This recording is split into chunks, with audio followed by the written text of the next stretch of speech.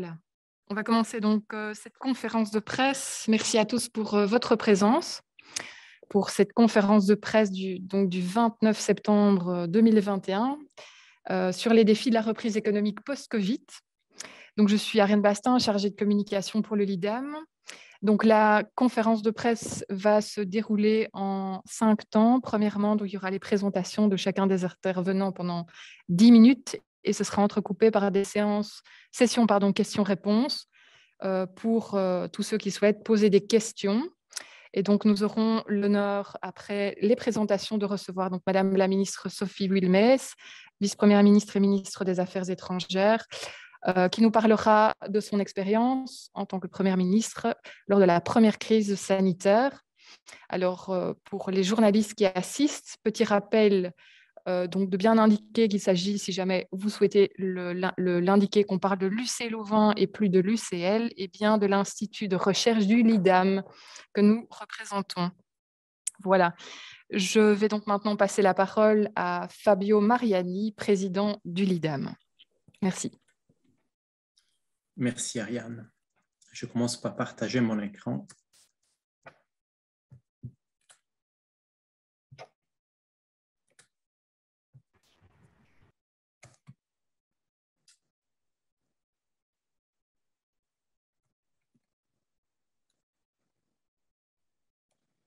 Okay. Faites-moi signe si vous voyez correctement les transparents. Merci Catherine.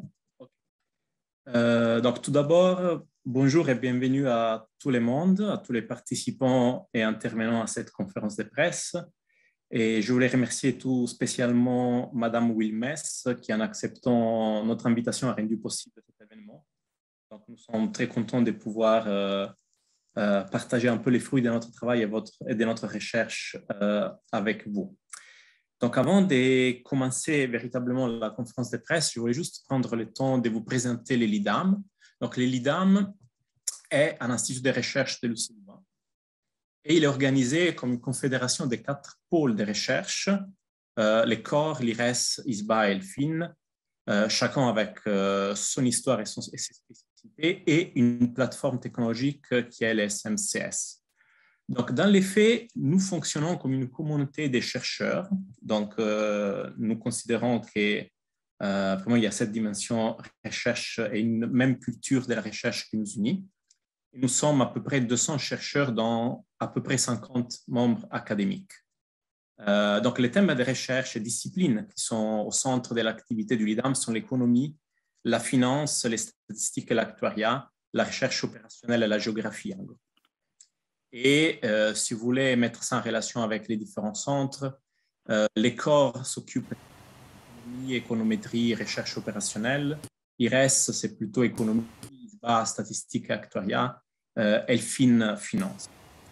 Donc, pour plus d'informations, je vous invite à visiter peut-être notre site et vous auriez une vision plus précise de ce qui fait l'Institut. Donc, ici, j'ai rajouté une petite figure et elle résume un peu ce que je vous venais de dire. Et vous pouvez également voir que nous sommes un institut présent sur 2 sites de l'UC Louvain, donc Mons et Neuve. En fait, il y a des chercheurs du corps et du ELFIN qui sont actifs à Mons. Donc, très rapidement, quelle est la mission de l'IDAM et quelles sont les valeurs qui nous inspirent? Bon, évidemment, je dirais en premier lieu, nous visons l'excellence de la recherche par notre activité quotidienne en tant que scientifique. Nous avons une forte vocation internationale. Ça, c'est important de les répéter. Donc, d'un côté, déjà comme groupe de recherche, nous sommes très internationaux. Il y a à peu près une vingtaine de nationalités différentes qui sont représentées au LIDAM. Et nous essayons de rester toujours au centre de l'environnement des recherches européennes et mondiales, en fait. Donc, plutôt qu'accepter à certaines logiques, nous avons vraiment la tendance à aller vers l'extérieur et à nous considérer comme partie d'un monde de la recherche internationale.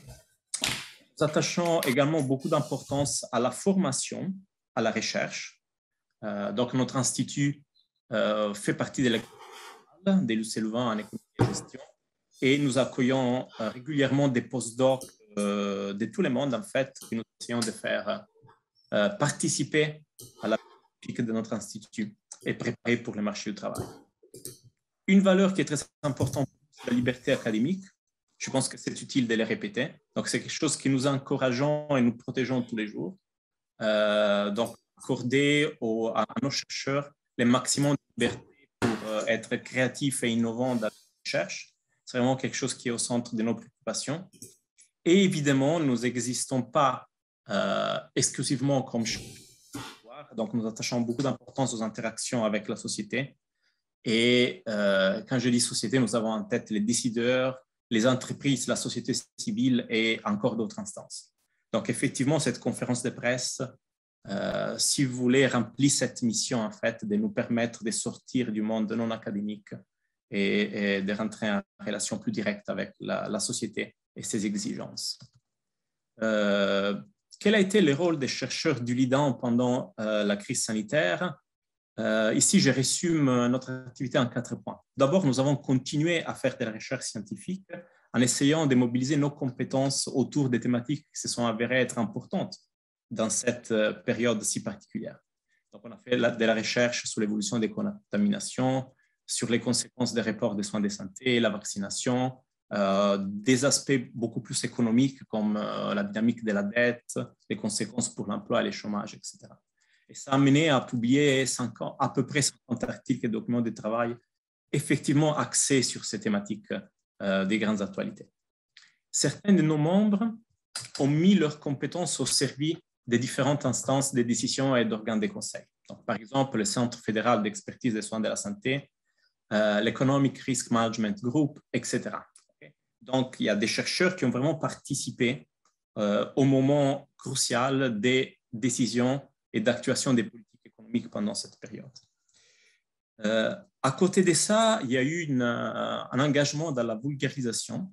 Donc, on a essayé de rendre les résultats de nos recherches accessibles au plus grand nombre de personnes. Et un instrument que je vous invite à regarder attentivement, c'est Regards économiques. C'est une publication de l'IRES, dont l'objectif est essentiellement de rendre les résultats de la recherche qui s'est fait au LIDAM disponibles à la société. Donc, plusieurs des articles scientifiques ont été traduits par des contributions sur Regards économiques qui ont attiré déjà l'intérêt de la presse pendant cette dernière année et demie. Et après, à plusieurs reprises, les membres de l'IDAN ont décidé, choisi, ont été sollicités pour intervenir dans les médias. Okay, donc, je pense qu'il y a eu vraiment un effort très important sur ces 4 dimensions. Venons maintenant à la conférence de presse d'aujourd'hui, qui est centrée sur le thème des défis de la reprise économique post-Covid. Quels sont nos objectifs pour cette conférence de presse? Disons, quelle était l'intention qui nous a amené à organiser cet événement? Donc, comme j'ai déjà un peu dit, l'intérêt principal était vraiment de partager notre analyse des enjeux socio-économiques liés à la situation sanitaire dans ces moments spécifiques. Donc, un moment où on vise en fait une reprise économique et un changement des cadres par rapport aux derniers mois, disons. Donc, c'est extrêmement important de le faire en ces moments pour aborder des thèmes qui vont être très importants dans les mois à venir. Il y avait également chez nous l'exigence de comprendre les points de vue du gouvernement. Donc, c'est ça qui nous a poussé, motivé à contacter Madame Wilmes, qui pourra nous éclairer sur cet aspect-là. Et après, autour de tout ça, il y a quand même un fort désir de notre part de favoriser et augmenter l'échange entre experts, académiques et journalistes. Donc, à ces propos, je tiens juste à rappeler que cette conférence de presse va être un premier moment de contact aujourd'hui, mais tous les intervenants resteront à disposition des journalistes dans les jours à venir pour donner plus de clarifications et plus de détails par rapport aux choses dont ils vont vous parler aujourd'hui. Voilà, c'est tout en ce qui me concerne. Merci vraiment à tout le monde d'être là et j'espère que ce sera une belle conférence de presse utile pour plusieurs d'entre nous. Merci. Merci beaucoup, Monsieur le Président. Je vais en profiter pour juste indiquer à tous les participants de bien éteindre leur micro au moment des présentations, parce que parfois il y a des bruits de fond. Et pour ceux qui le désireront, n'hésitez pas à poser également vos questions dans le chat.